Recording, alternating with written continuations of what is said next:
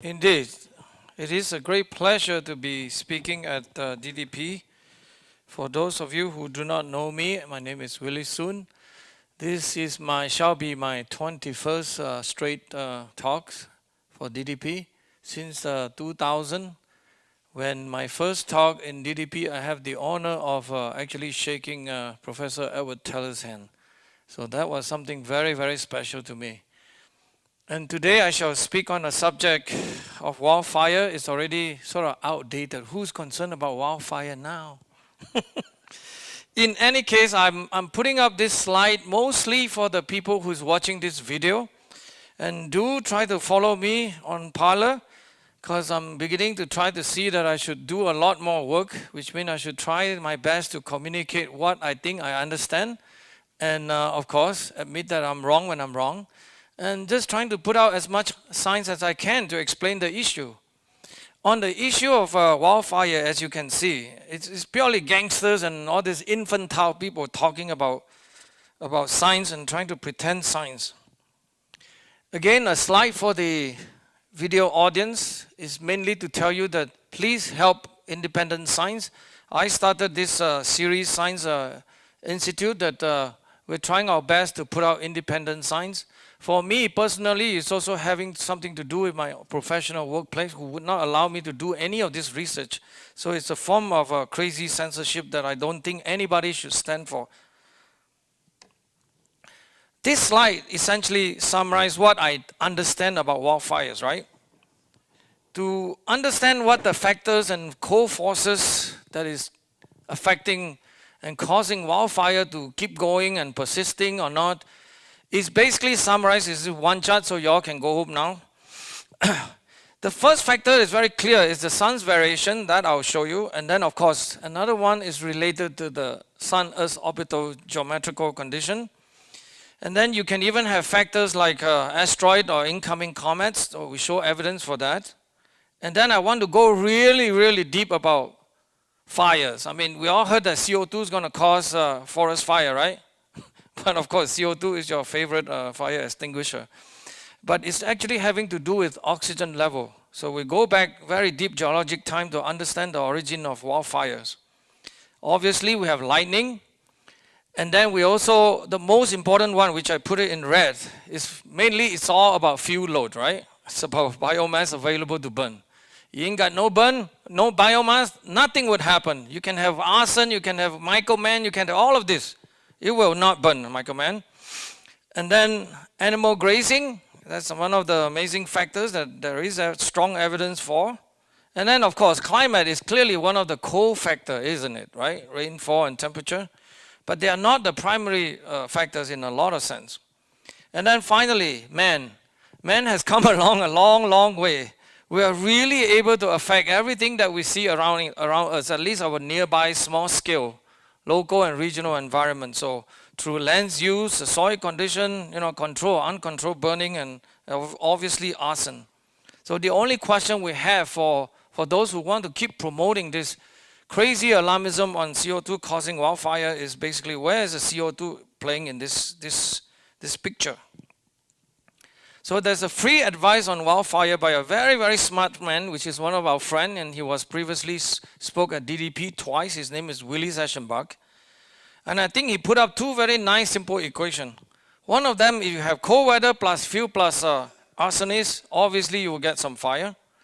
If you have hot weather, you have no fuel, you have arsonists, you will have no fire. So really, he's trying to make the very, very simple point, a good point, that if you can really do something about fuel and arsonists, but you cannot do anything about the weather and climate. Just please remember, there are greater speakers here, like tonight, Professor Will Harper probably will illuminate us a bit on this CO2 effect on weather and climate. That if you cut CO2 emission to zero, you really will not be able to change much. So I'm really sorry that it won't work that way. Because of so many bad news, I think for 2020, we are quite sure now, this is a report coming from Professor Clifford Mass of University of Washington, who recently has been cancelled himself. So his show on NPR on weather and climate has been cancelled because of some other serious things that he says that is quite true. Anyway, the good news is that for 2020, as you can see from your right, is basically the second lowest, I guess, area burns so far. The earliest, the smallest burn was in 2011, so we don't think that this year is going to be anything bad, so it's a good break. As you can see, wildfire is really a very profitable business. I want to remind everyone who perhaps have not seen my talk last year on Greenpeace, please remember Greenpeace. They are devil, they are not your friend.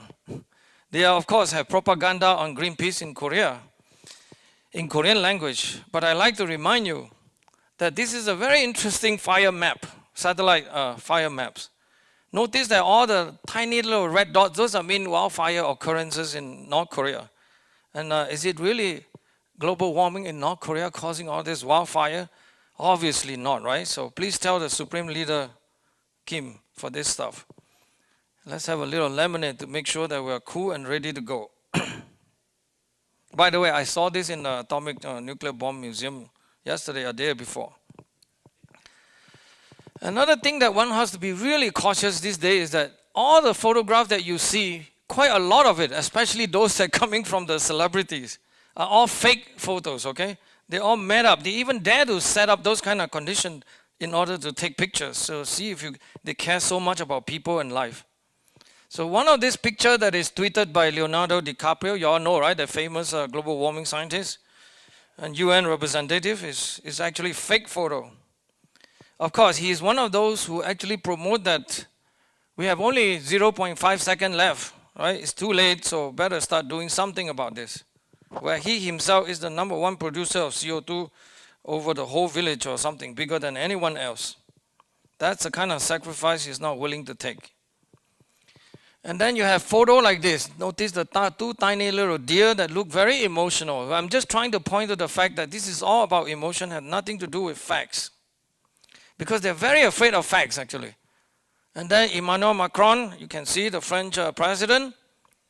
The house is burning. So Amazon forest, that kind of problem. But using fake picture. A president of Napoleon country is doing things like this. It's a shame.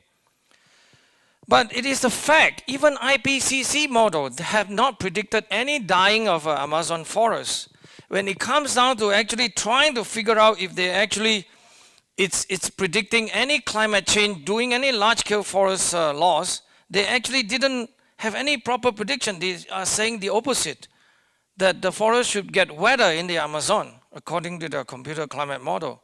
So they are in a lot of a tango, and this is why a lot of this information you don't often hear about, right? They're really trying to hide it.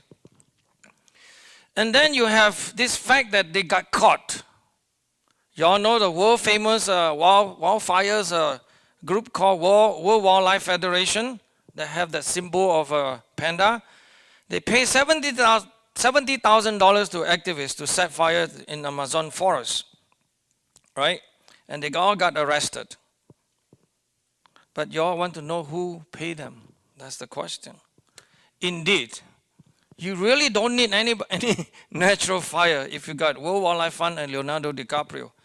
It turns out that some of his funding to do all this was actually traceable and gone back to him, actually. So no wonder a lot of these people really should be prosecuted in some sense. So the Brazilian president, as you can see, they do their research well. They actually caught them. 5 people were arrested and so on and so forth. So Leonardo DiCaprio, I hope you don't sue me for telling the truth. Now, what a nice picture, isn't it? Look really like hell, Dante's hell, right? It's really hot. But beware, right? I told you. You all believe that this picture is real or what? Obviously, yeah, it's just bloody hell. It's just crazy stuff. I don't even know what this means, but anyway, I put out some French because I want to speak French today. It is a composite of 1 year of photo or activity on the thing, and then they make it look like it's that. And even the people who created, the person that created this confess that this is to create sensational visualization. No wonder people are a bit crazy after looking at this kind of picture. How can you show a picture like that, making to say that, oh, I'm not responsible, but I'm making this picture? It shows you that their mentality has some real serious problem. I have a very strong problem with that kind of attitude and things.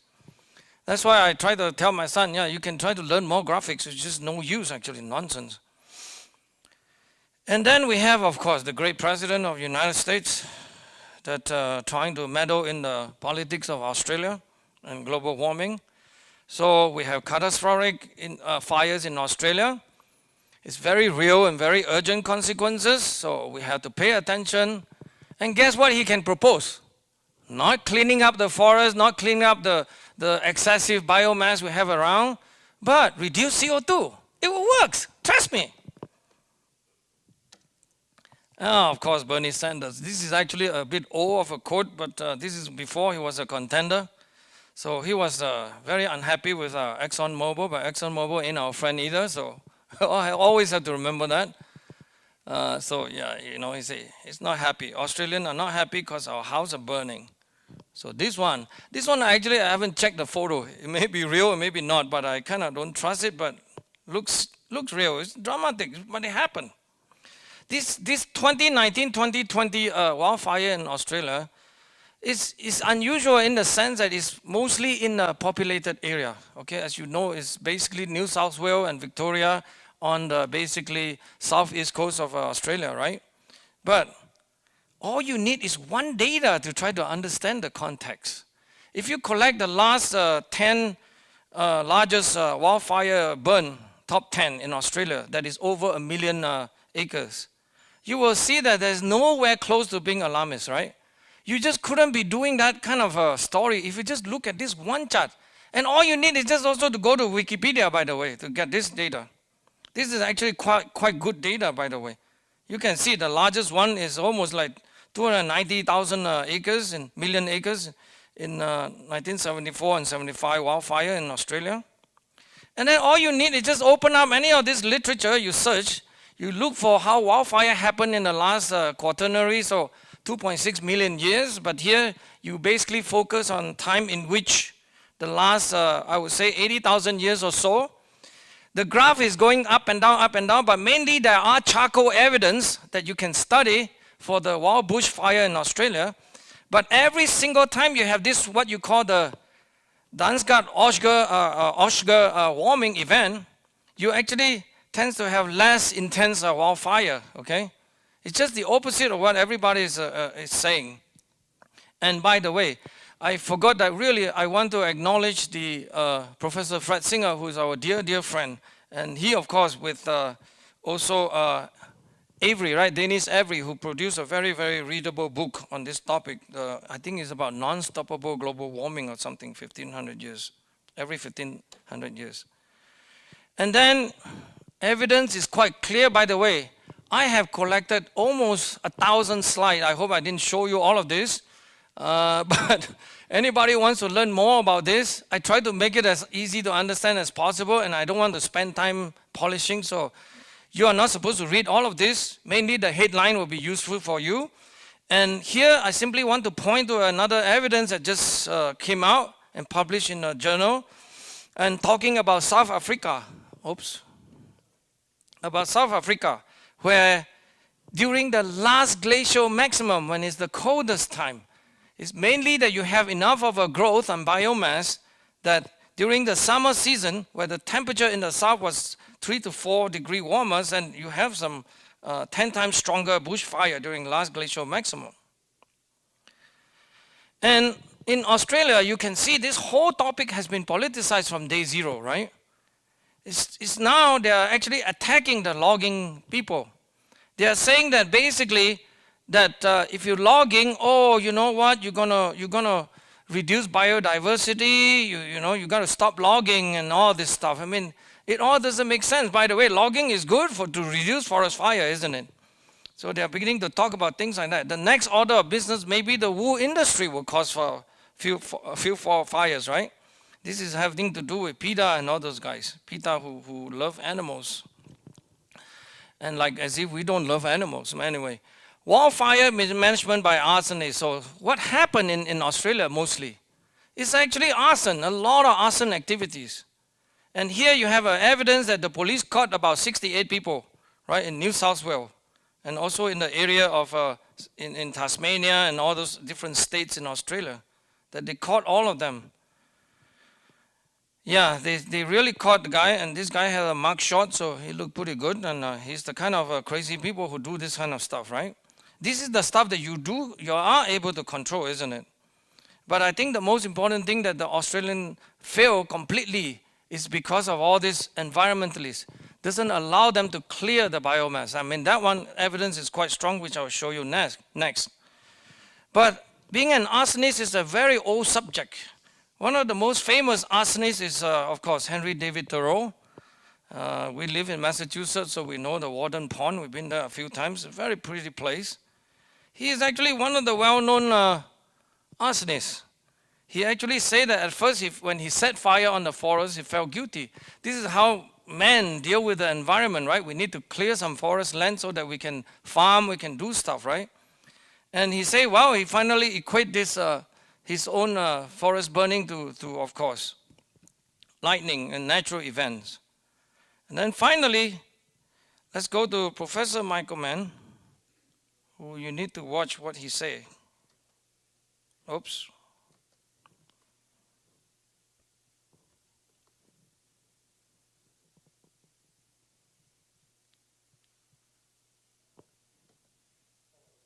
Yep, hold on.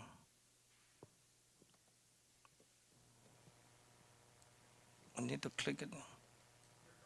Michael, you're visiting Australia to observe too long, extreme weather holding conditions. up Michael Mann. I planned a sabbatical here more than 2 years ago to study the impacts of climate change on extreme weather events here in Australia, and of course arrived for arguably what is the most profound bout of extreme weather that Australia has experienced.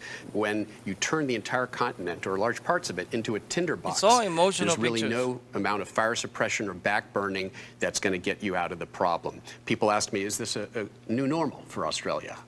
It's worse than that. We've already seen what 1 degree warming does to Australia. Imagine 4. Would you?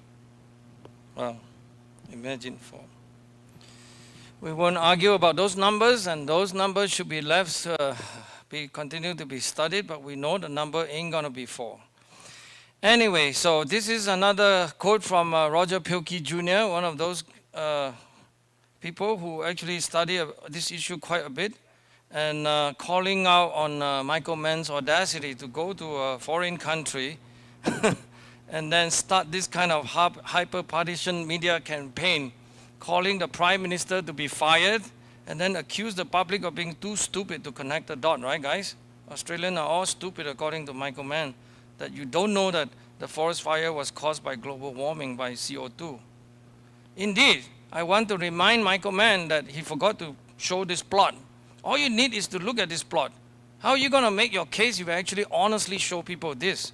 So for the Australian audience, please pay attention to some of this. Michael Mann has been hoodwinking everybody, including himself. So I want to remind you of this particular summary. You really need to handle your fuel load, okay? And you reduce carbon dioxide, you probably can even increase cooling actually. Who knows? Because of other factors is driving the climate system. So have nothing to do with CO2 in a lot of sense. Those idealist kind of situation about if only CO2 change and nothing else change, those are all nonsense. Real life doesn't happen like that. There are sun, there are so many other factors, ocean current, everything is affecting the climate system. It has nothing to do with CO2. This slide is only want to tell you that it's all about management, right? You can see from this chart, this is actually a chart showing you essentially the area of prescribed burn versus the wildfire area, which is the red curve. The green curve is the prescribed burn. When you have a lot of prescribed burn, it's very clearly that you have a lot less area to burn, right? And then in Australia, it is very clear. It is very clear that you actually burn.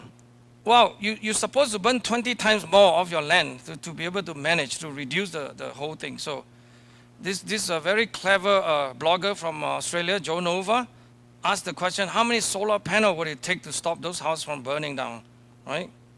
You really has been negligent. It's really true.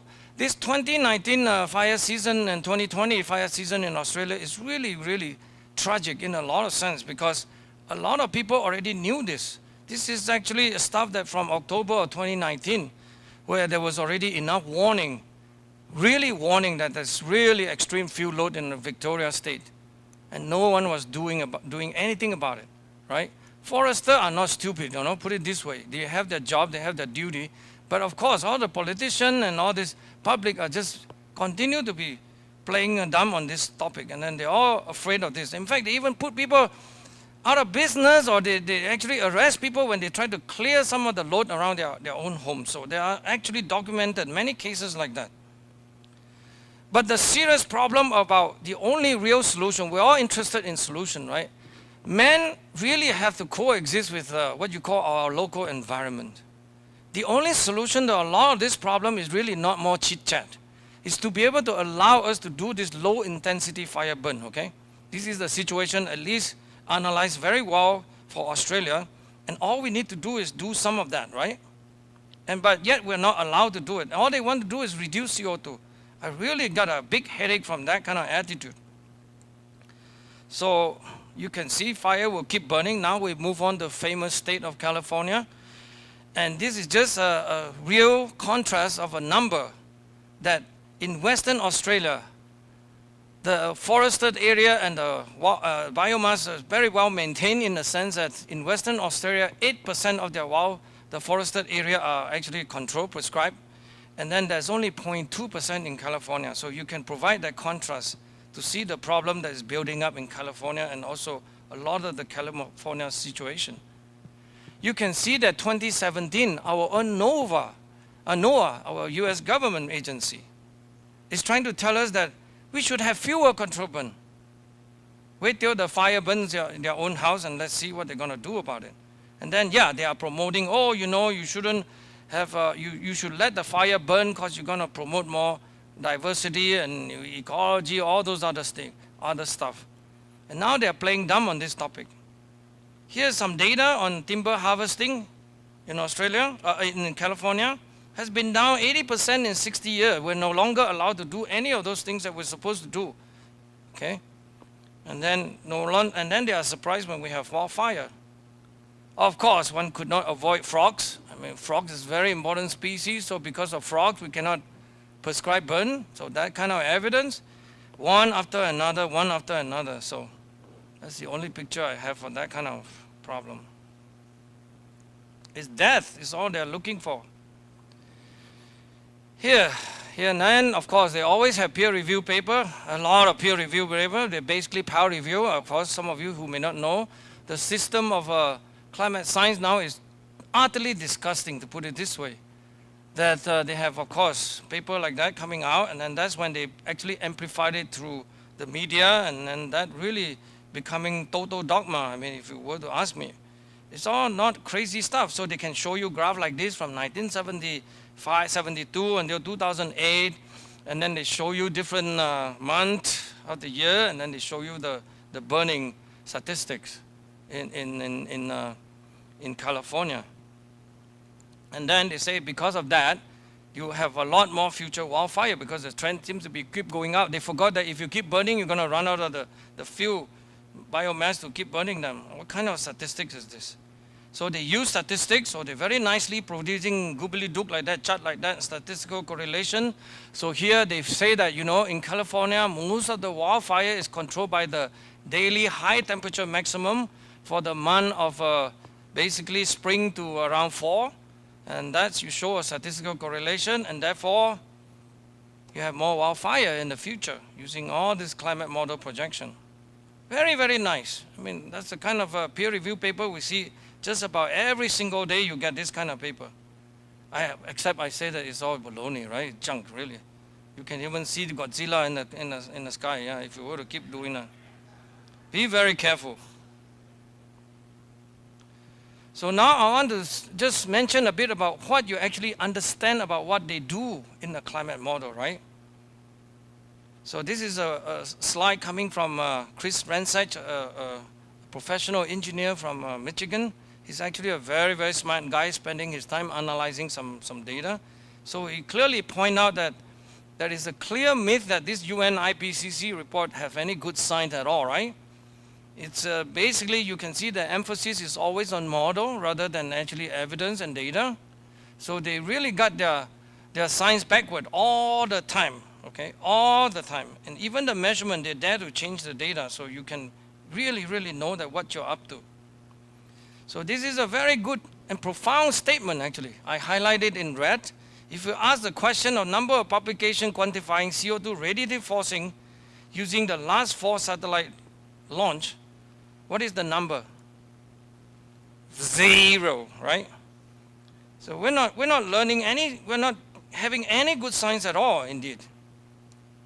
And then lately, Chris Ransage looked very deeply into the documentation of one of the climate models from NCAR, National Center for Atmospheric Research in Colorado, and one of just the land component. And he found that he had tabulated about 1,750 variables is in there that is fully adjustable, and you can change any value you like.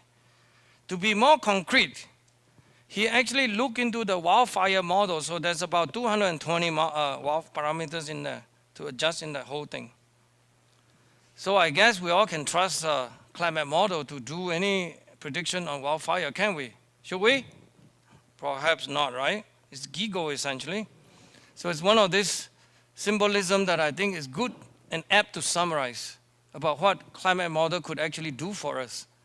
It's having to do with garbage in, gospel out, right? I always want to keep reminding everyone, if it's garbage in and garbage out, I would not worry about it, but it is the gospel that has given us a lot of headache. And you please remind yourself that in this one model, you can find about 220 adjustable parameters for wildfires. So, look, how many peer-reviewed papers they have there saying that wildfire is going to be bad? I'm not a wildfire expert.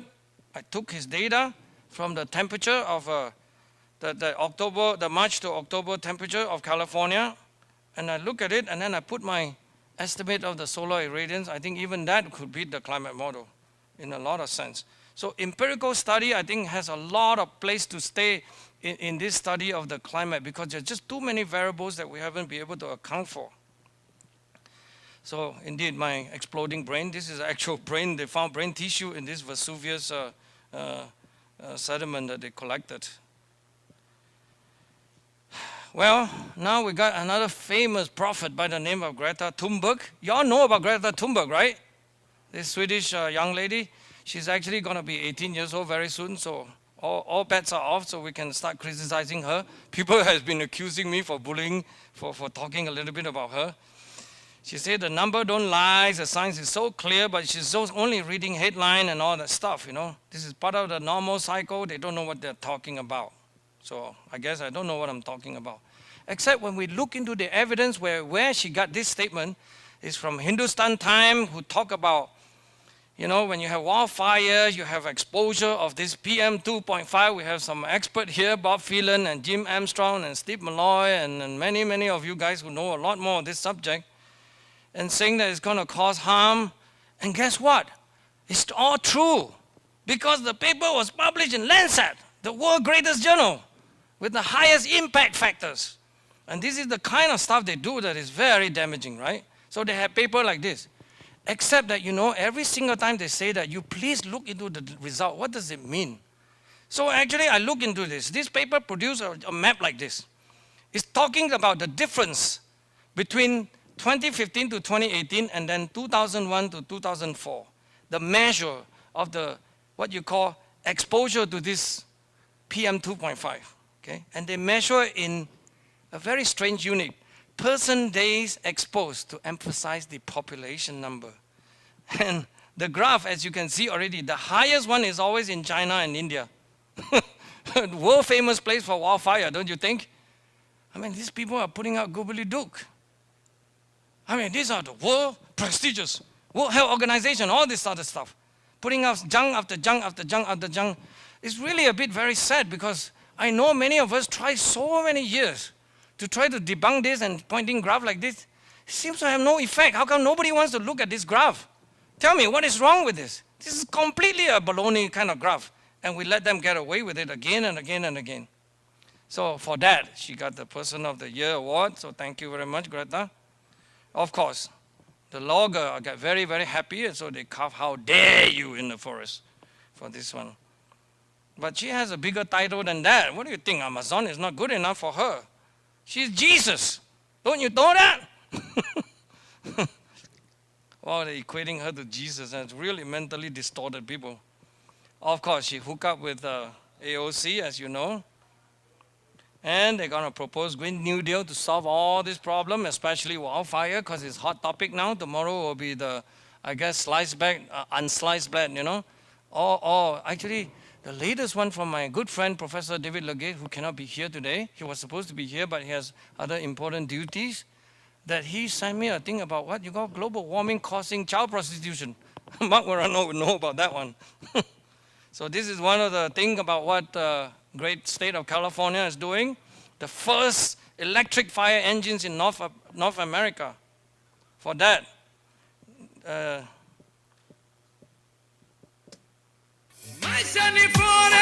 watch a Greta Thunberg BMW.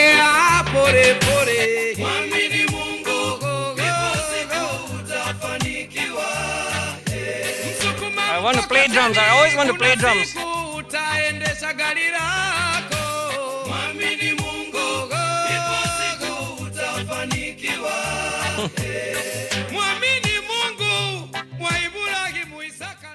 Okay. All right. I want to ask, is there a tax I can pay to stop all of this? Carbon tax, CO2 tax, of course, but crazy guy. Anyway, for COVID-19, that's the only my small contribution that we should start taxing. So maybe we all pay to Bill Gates. I mean, tell him we don't want the vaccine, we just pay you the tax. So really, this quote rings very true to me from Kafka. True things lead, untrue things mislead. So you know that we have cheaters and liars all in the name of a US government agency. So they just thought that none of us know how to read charts and data and so on and so forth. So on wildfire, there is no exception, of course. Of course, you know, they will show you all of that. This is from our national assessment, showing you that wildfire has been increasing, guys. Can you believe that? Of course you must, because it's said by the national assessment, right? From 1982 to 2017 or 18, they plotted that. That's really, really dangerous, and it double, okay, if you know how to use quantitative information. And then they argue that the reason why they don't show any data before this period is because the data are very poor, okay, before 1983. I have to tell you, this is purely a political invention again. I caught them, I went back to the old Wayback Machine to track it. When did they turn on this explanation, this disclaimer? It turns out that they had it for a long time. From 2001 to 2018, nobody does anything until appropriate time, they switch over and add the disclaimer. So on your left, you can see there was no disclaimer, right? On the right, you can see the disclaimer start turning on around 2018. So stuff like this is, of course, the world famous scientist, father of global warming, according to them, Jim Hansen, start showing graph like this from 1960. So he's more honest, so he show more data than the national assessment. And what I'm always worried about things like this is that he indeed talked to the student in Taiwan, trying to impress the young student that he's speaking in the authority of science. It's very sad to show you that actually from 1960 to about 1995 or so, the level is low and then it jump up, right? I mean, that's the quality of science. And father of global warming showing graph like this. Except he forgot to tell you there are a lot more data than that, right? So the God of global warming is very, very angry. So here's what Jim Hansen missed. He dared to show people this graph that is covered by the blue box, and then they missed the rest of the data. Indeed, there are a little bit more data that go back to about 1900, so you can see, you overlay the other one. So it looks like they are really ignoring some of this data, and those data are not that bad, especially when very large burning area. I don't think your error could be that much. So I'm very sorry that these people ignore those very clear signal that is available, okay? It is the low numbers that you can actually manipulate quite a lot, isn't it? So what happens when you do such bad thing in climate science? This is actually a standard paradigm now. If you want to win an award, Academy of Science, or you want to do all of this stuff, first order of business It's not telling the truth, it's to lie. If you're able to lie, you will win an award. I'm so sorry to say this. I feel very, very sad. I really think that if any of us get into science for that reason alone, we really should be dead. Might as well kill ourselves. It's just crazy, actually. Of course, the villain is always Willie Soon. I want to remind you guys, this is the latest lawsuit in Minnesota. The Keith Ellison, the Attorney General, is suing ExxonMobil for that. And of course, Willie Soon, they accuse me of all the wrong things, that I've been fully funded only solely by oil companies, so I'm very, very oily. Please don't shake my hand. And then, of course, BBC, even more recently, 2 weeks ago, the BBC is, of course, also personally attacking me. And of course, the worst one is the attack on Fred Singer, people that died, our great friend, Professor Fred Seitz. I mean, these are all really crazy stuff. I mean, the kind of accusation. And they all bought it from just a standard narrative. The narrative is that we are all tobacco smoking deniers using the same framework. That is absolute lies. Oh, it's really big headache. But in that case, I just have to confess my home toilet. That was about 2016. I was a little bit of undergoing a bit of a cultural shock, so I thought I need to have some of that. But I need an upgrade. This year, I decided that my son need better toilet seats, so we add in a bit of diamond seats on that one. Don't tell anyone, please. So it is a really great black hole in this kind of story. I want to remind, and we have another fallen soldier this year. Professor Freeman Dyson passed away. He's one of the greatest of all time, I would say. And indeed, I was very, very honored and so humble that somebody will bother him, the reporter from Boston Globe, right? You all have seen this quote. I'm sorry I have to keep using this. This is my closest touch to somebody that's really means something to me. So Professor Freeman Dyson, and we are extremely lucky that his colleague, Professor William Harper, is here and will be speaking tonight. So yes, indeed, the whole point of science is to question accepted dogma, right? What else are we supposed to do? Tell lies and hide data and so on and so forth. So I just mentioned now a little bit of the work that I do recently. Actually, I really don't want to touch this topic, but last year was hot, so me and my colleague decided to look into this. So by now, we already have 3 manuscripts on these things and all waiting to be published until they censor us again. So one of the work we did was to analyze the whole record of the United States wildfire. It is a crazy graph. Please don't study it, okay? It is just to show you that technically we've been taking every records that we can find, the fire occurrences, and we get all the weather data, we get all this atmospheric circulation index, and then apply a very sophisticated mathematical techniques that we invented ourselves, which means we can study all these different variables and try to see how all of them co-vary together, if there is anything. Indeed, we found that the signal is basically the red part, that we found that mostly all of these are doing together in a decadal sense, every 10 years. And then there's also for the United States, about every 40, 50 years, 40 years kind of cycle. For Canada, we found 60 years, okay? And we found that kind of signal. And from that sort of information, guess what we can do? But before I do that, I have to have a small apology, because I love Freeman Dyson so much, is that science is organized unpredictability. But my apologies to Professor Dyson, that actually we are using these modern techniques of artificial intelligence, is using AI, machine learning methods. So we fit in all that information, which is on your left, and then we project forward. We project forward forecasts for the next 20, 30 years or so, right? I don't mean that we're right, but we simply try to show you that you can do work like this. So in the United States, if any of these forecasts to be anywhere close to reality, is somewhat of a good news, right? So we're going to have less forest fire activities, with some peaks here and there. And here's a story on Canada. By the way, I'll show you also Canada and Mexico with less detail, but Canada, I was able to find this chart that they actually predict that more forest fire in Canada as the globe is warming rapidly. This is the prediction that you can find in the literature from 2001. But of course, the data is going downward. They actually you can find documentation. So it shows you again, it's all crazy stuff.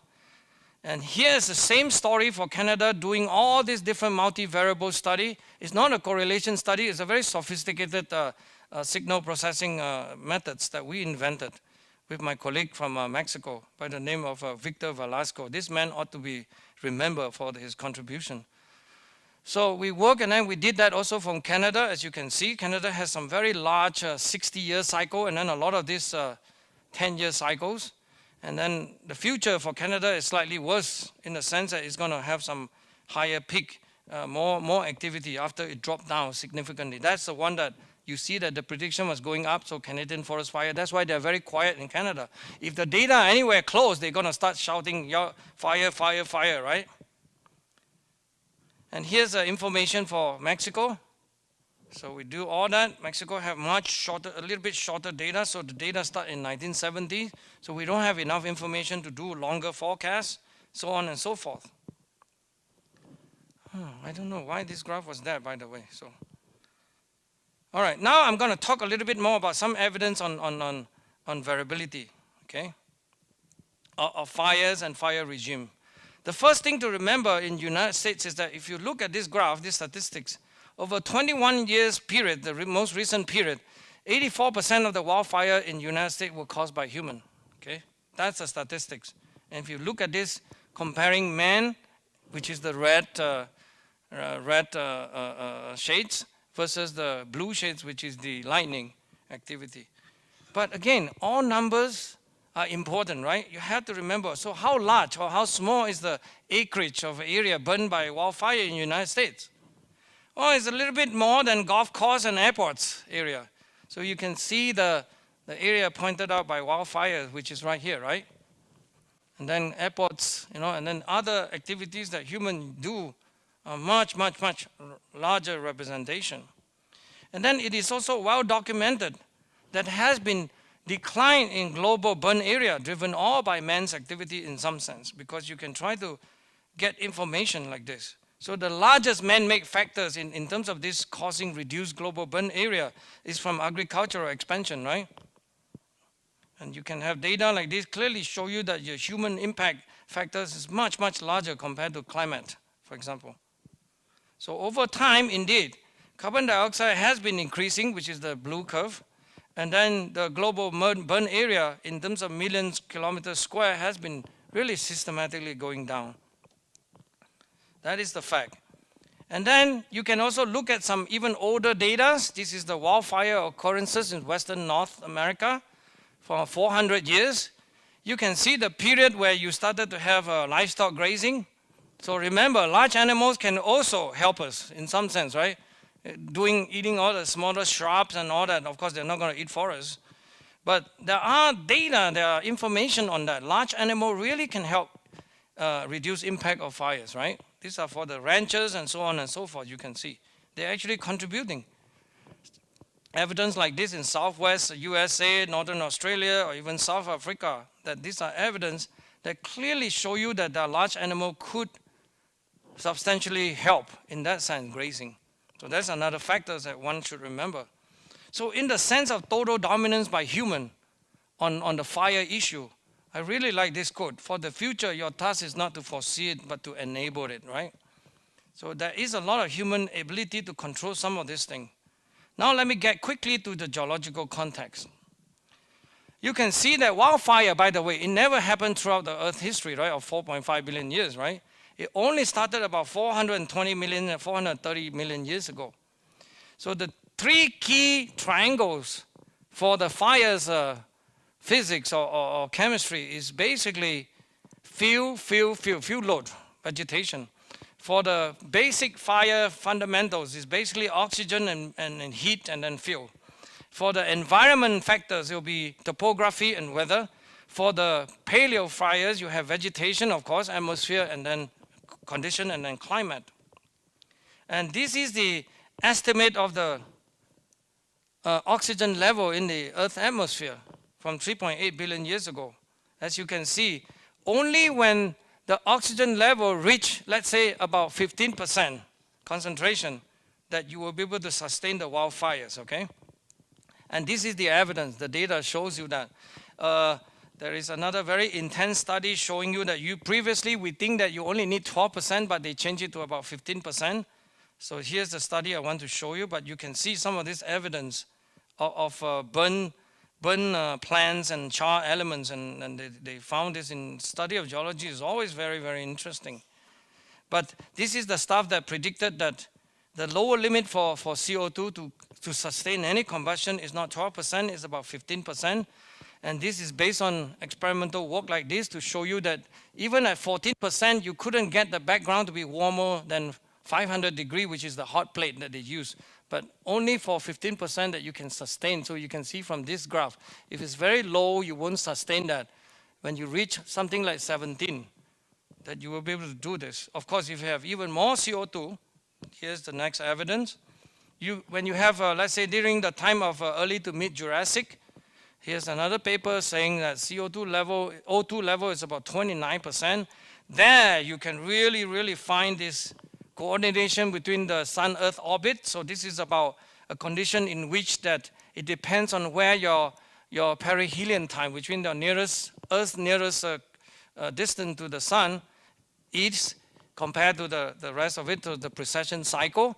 So you can see that if you have a really hot summer perihelion and cold winter aphelion, so you will be able to get a lot more wildfire. On the opposite, if you have winter during perihelion or summer during aphelion, then you have less forest fire for this period. This is a very interesting new estimates of the atmospheric CO2 level, as you can see. Most of us know that in the past there's a lot higher CO2 than CO2 level today of 410 parts per million or so. So just a reminder to tell you that indeed there is a very strong relationship between CO2 and oxygen cycle in the geologic history. But the thing that we ought to remind ourselves that indeed we are in a CO2 starvation period, isn't it, right? Compared to any other geologic time. So this idea about Earth gonna die from a lot of CO2, a little bit more of CO2, is just ridiculous in a lot of sense. But you have to remember, we are dealing with people who don't care about anything.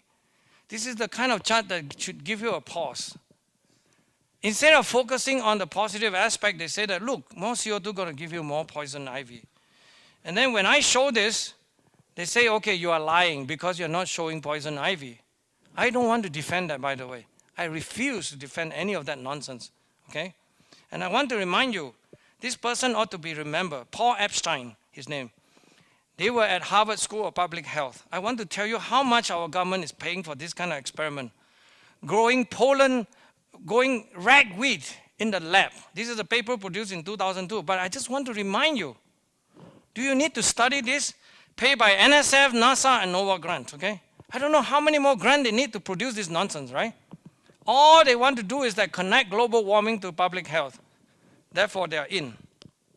It's all ridiculous. By the way, just the aspect from the estimate of those conditions is that the temperature change over this 540 million years is of the order of 15 degrees Celsius.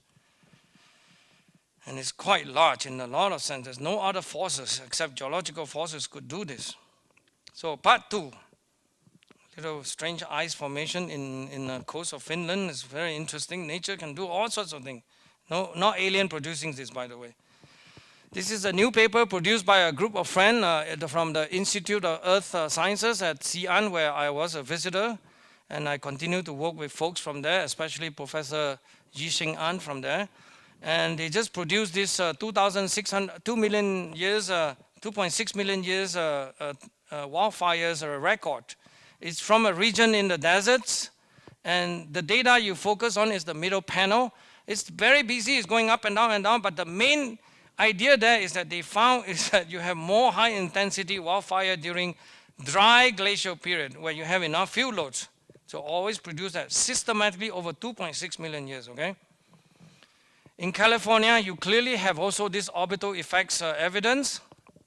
And the data is here. You could be bored by that now, but I think you'll be more interested in this data. This data is basically President Trump living rent-free on the climatologist's mind. Because the bottom curve is a very famous By the way, this represents all the glacial cycle, right? Every 100,000 years or so for the last 800,000 years. It's basically warm period glacial cycle. You know, go for 10,000 years, 90,000 years here and warm again. The signature kind of similar, so I thought it was very cute to saw that. Okay, all right. President Trump is sitting on an elephant and Willie Soon trying to join him. And then one last aspect is basically to point to some evidence on even asteroid or meteoroids, because the exact nature of these impactors is not quite decided yet. But this is happening during a time called the Younger Dryas. Okay? And you clearly have evidence all over the globe to point to this burnt spheral. The evidence is quite strong, and then it's covered all over the place in Australia, in USA. And then the latest one, even in some place in Connecticut, I think somebody was just showing this new data. So clearly that there were a lot of this kind of thing that caused very, very large fire, where the things are impacted. And then they found one in South Carolina. By the way, that's what I mean by that. You found evidence in South Carolina too. Clear impact event where you can measure all kinds of things that you find that these are all consistent with some wildfire burning event, including disappearance of some of these wild woolly mammoths and animals. And then they also found evidence in Chile. That should be enough evidence for now. I don't want to headache you, but this is what they do. As a scientist, I'm sorry I had to kind of show you this. It's not to show off, but evidence is really important, so that's what they do. You know, you study all kinds of things, measure platinum level. Platinum is one of the things to try to tell you indicator of some anomalies, so they measure that, they got this and that. All right, the end now. Summary. These are all the factors that I think is of relevance, and I really have a really huge problem in terms of trying to understand this idea that changing the carbon dioxide level, cutting it down would do anything to wildfire, any significant way, except for fuel load management. And they still refuse to do it, as you can see. They create all kinds of hurdles, frogs, whatever, monkey, any other problem they will do except to solve the real issues. This is the kind of very sad stage when you abuse science, okay? And I gave myself a little task to try to give a little explanation to introduce Professor Will Harper, which is the dinner speaker tonight, since I admire him so much. And this is a picture of Saturn rising behind the moon, because this is summer month now, but it's also the closest approach of Jupiter, you know, these two giant planets now. I hope you see this image, but can you see it's a bit blurry? It's vibrating and shaking all the time. No sound in this one, by the way. I should have asked Terry to help putting some music on it. It will be more dramatic. But I'm not into persuasion, of course. I'm into just pure science. This is actually a very nice evidence, but I want to remind you who Professor Will Harper is. Essentially, with his clever idea of using this sodium laser to try to excite all these sodium molecules, sodium atoms up there, that you actually can have an active control of this turbulence in the atmosphere that confuse your seeing. So the corrected image is on your right. You can see the same image like the Saturn if they were to have a system like this. Those are amateur photo, of course, picture. And you can see you can correct for this wavefront real-time correction, which is very, very interesting, because I was also assigned by Professor Robert Jastrow to work on one of these old systems in Mount Wilson one time or another. Long time ago, because I was no longer working on these things. All right, I'm done. Any question you have will be welcome, and please ask questions. Please remember to tell more people about DDP, because I think one of these most amazing group of speakers, an amazing group of meeting that I ever been to. I really love DDP, and please more people, you know, come to DDP and ask questions and learn more about the true science. Thank you. We have time, right? I get to ask a question. Sure, why not? It's obviously wonderful. You're always wonderful in all the research you do, but I wanted to add one thing. Sure. The U.S. Forest Service cruises American timber every year, and they compile their results every several years. Yeah. So you can see what is the total amount of standing timber in the United States and over time. Over the last 70 years, it has been linear. Yeah. it increases in such a way that in 50 years, every man, woman, and child in this country has 25 tons more of standing timber.